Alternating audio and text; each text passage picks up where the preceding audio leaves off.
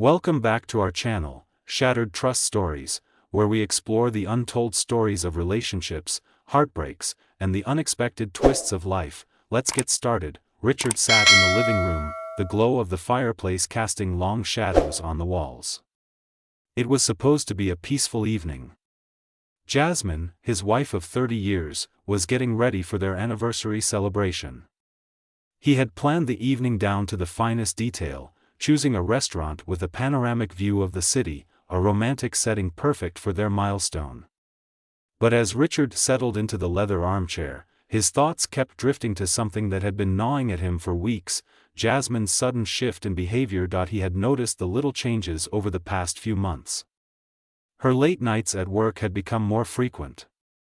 She would often go out for drinks with friends, or so she said, but Richard couldn't shake the feeling that something wasn't quite right.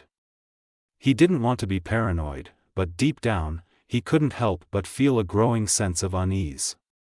He had always trusted Jasmine completely, but lately, trust seemed like a fragile thing. The turning point came one evening when Jasmine left her phone unattended. Richard, without thinking, picked it up. He wasn't someone who snooped around. He never had been. But that night, something made him pause, and the feeling in his gut told him to look. What he found shattered his entire world: text messages. Hundreds of them. Intimate, flirtatious, and explicit. They were from Tom, a family friend. Someone Richard had trusted. Someone who had been in their lives for years. The messages were full of promises, plans for secret meetings, and, worst of all, declarations of love. It was clear. Jasmine had been having an affair for months. Richard's heart raced, his hands trembling as he scrolled through the messages.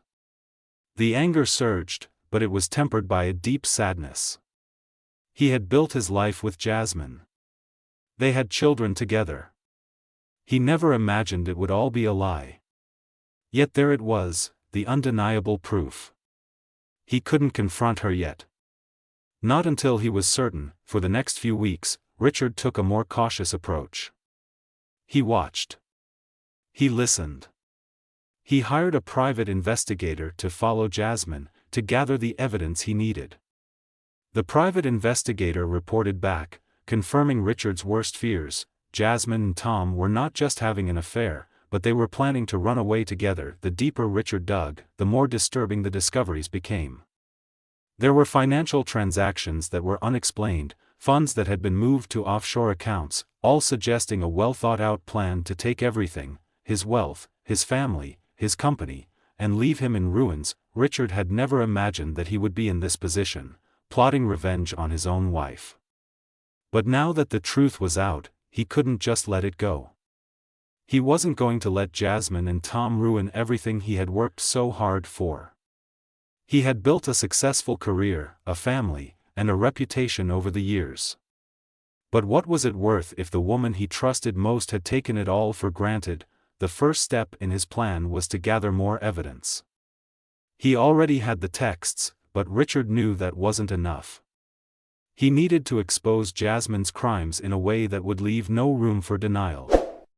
So, he began documenting everything: the financial fraud, the secret meetings, the lies. He spent hours going through their shared accounts, using his knowledge of the business to spot discrepancies. Meanwhile, Jasmine had no idea that Richard was onto her.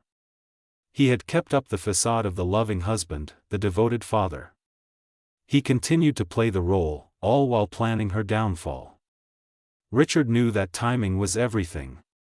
He couldn't confront her right away. It had to be the perfect moment, a moment that would catch her completely off guard. That moment came on their 30th wedding anniversary. Richard had been planning for months.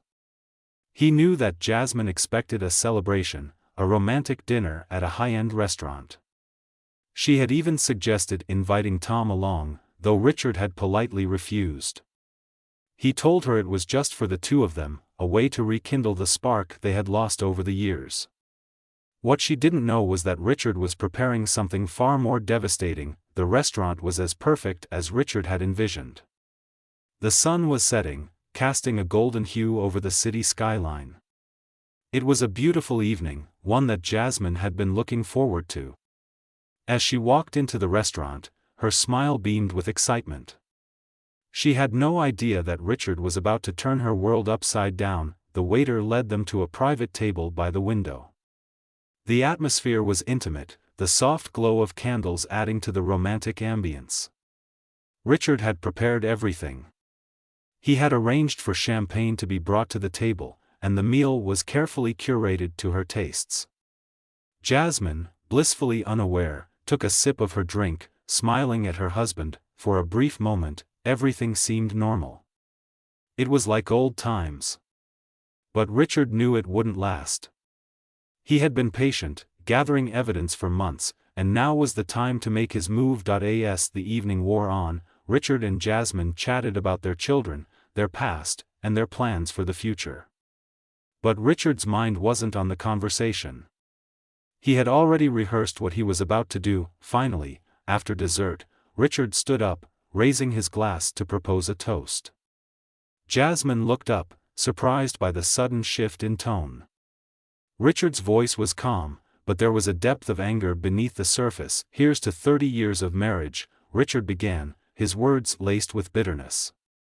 30 years of loyalty, of love, of building a family together. He paused, taking a deep breath before continuing, "But what you don't know, Jasmine, is that I've spent the last few months uncovering your lies. Your affair with Tom, your betrayal, your plans to leave me with nothing." Jasmine froze, her face going pale.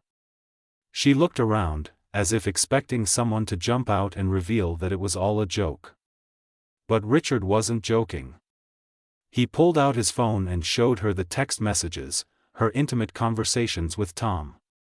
Then, he laid out the financial records, the offshore accounts, the secret bank transfers. The shock in Jasmine's eyes was palpable, but Richard wasn't done.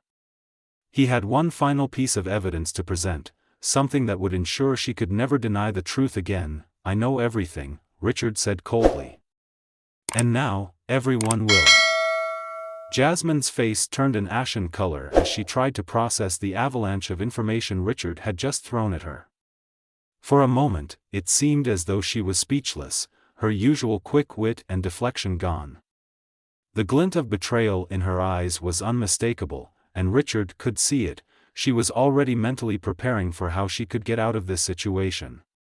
But no matter what she said, he knew it wouldn't change the facts. "Richard, please," she started, her voice shaking as she reached for his hand across the table. "This isn't what it seems. I can explain." Richard withdrew his hand, glaring at her with an intensity that sent a chill down her spine. "Explain?" he asked, his voice ice cold.